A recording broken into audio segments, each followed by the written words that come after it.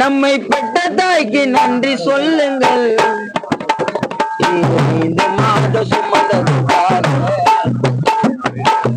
நன்றி கடனே என்று தீர்த்தீர்கள்.